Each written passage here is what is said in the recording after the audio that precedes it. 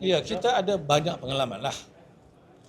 Kalau ikut cara dahulu, ia boleh dimanipulasi. Ada cara bagaimana developers boleh manipulasi. Okay? So kali ini kita perketatkan supaya ia tidak begitu mudah dilepaskan. Apatah lagi kita dah kurangkan. Dulu 30% across the board, but now beberapa kawasan hanya 10%. Jadi sebab itu bila kita dah kurangkan dia, bermakna dia tidak perlu membayar lebih bagi lebih banyak rumah yang perlu dia lepaskan kuota bumi.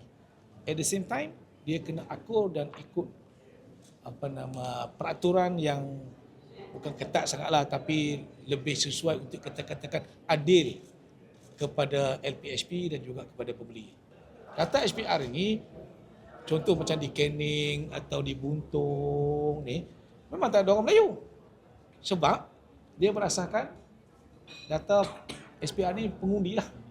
Saya sebut contoh tadi, ada orang Melayu duduknya di Ipoh tetapi mengundi di Lenggong. So dalam daftar SPR, dia seolah-olah tidak ada di Ipoh.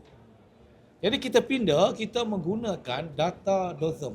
DOSM lebih tepat kerana dia buat kajian house to house. Okay? Jadi itu, maka tidak ada lagi istilah 0%. Paling rendah 10%. Okay? Paling tinggi 50%. Jadi kerana itu saya rasa jauh lebih adil lah. Kita bincang panjang dengan mana tadi ya. Dengan Presiden Rehda. Dia ada dalam board LPHP. Itu kita kena realistik. Di mana kawasan ni kita katakan kalau kita buat pun orang tak beli. Why should we membina dalam keadaan kita tahu? So biar kita buatlah kawasan yang kita boleh beli.